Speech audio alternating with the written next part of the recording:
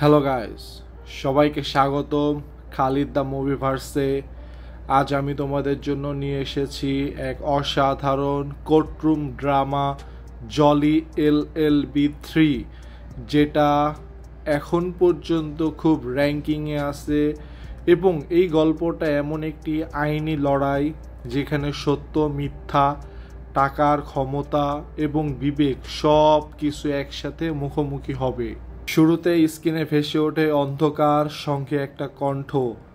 কানুন অন্ধ হয়, কিন্তু আজকাল তার চোখেও দাম লেখা থাকে। এই সংলাপের মধ্য দিয়ে ফিরে আসে আমাদের পুরানো হিরো। একদিকে জগদীশ্বর মিশ্র মানে অক্ষয় কুমার, অন্যদিকে জগদীশ তেওয়াগি, আরশাদ ওয়ারসি। দুজনেই লয়ার, দুজনেই জলি, আবার দুজনই একে অপরের বিপরীত। একজন আজ দেশের সবচেয়ে বড় কর্পোরেট ল ফার্মের লয়ার, অন্যজন একজন সাধারণ সোজাসাপটা মানুষ এখনও বিশ্বাস করে law is for every people. মুভির পরের সিনে দেখা যায় এক তরুণ সেনা অফিসার রোহিত চৌধুরী মারা যায় এক তথাকথিত এনকাউন্টারে। পুলিশ বলে সে সন্ত্রাসী, কিন্তু তার মা চিৎকার করে বলে আমার ছেলে নির্দোষ। এই মায়ের আর্তনাদ শুনে আরশাদ ওয়ারসি মানে জলি সে সিদ্ধান্ত নেয় এই কেসটা সে লড়বেই যেভাবে হোক। অন্যদিকে সরকার এই কেসে ডিফেন্স লয়ার হিসেবে নিযুক্ত করে অক্ষয় কুমারকে। এখান থেকে শুরু জলি বনাম জলি, সত্য বনাম আইন, বিবেক বনাম টাকা। কোর্টরুমে থেকে ভর্তি সাংবাদিক, বিচারক সবাই আবারও তার পুরানো চরিত্রে ফিরে এসেছে। জলি তাইগি মানে আরশাদ দাঁড়িয়ে বলে মাই লর্ড, যখন নির্দোষকে দোষী বানানো হয় তখন আইন নয় অন্যায় জেতে। অক্ষয় মাথা ঠান্ডা করে এবং সুন্দর একটা ঠান্ডা গলায় বলে my lord, emotion can not replace evidence. বিচারক বলে ওঠে এই কোর্ট কোনো সিনেমা নয়, প্রমাণ আনো। এখান থেকে শুরু হয় তর্ক, আইনি ধাঁধা, চ্যালেঞ্জ আর ট্রাপ। দুজন জলি একে অপরের কৌশল বুঝে ফেলছে, কিন্তু কেউ হার মানছে না। এবার পরের সিনে দেখা যায় আরশাদ মানে জলি খুঁজতে শুরু করে তার প্রমাণ।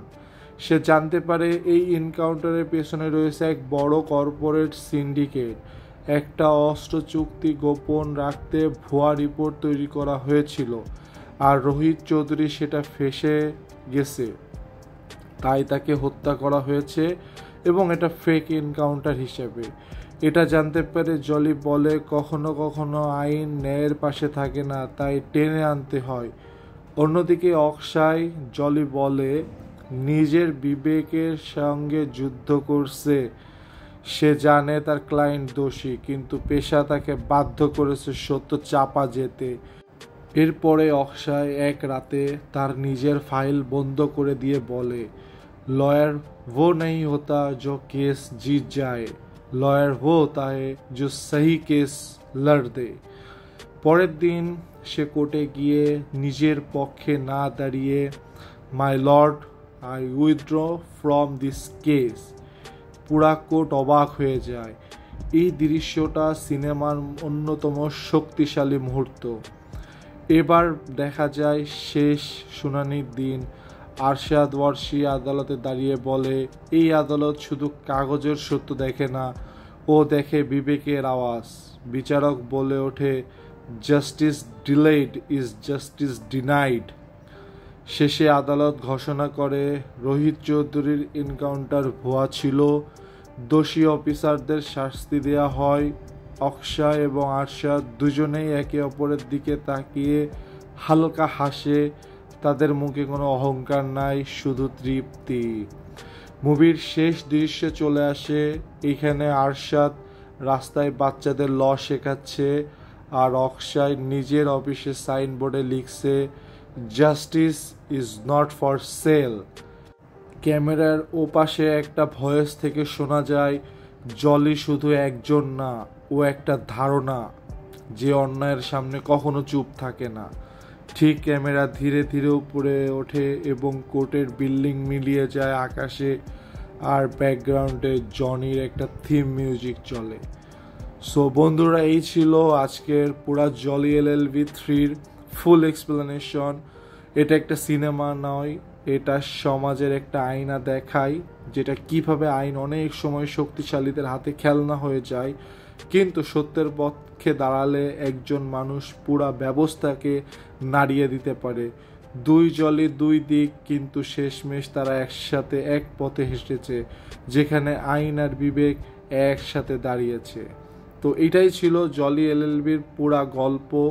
একটা আইনি লড়াই, একটা বিবেকের যুদ্ধ, আর একটা সিস্টেমের বিরুদ্ধে মানুষের জয়।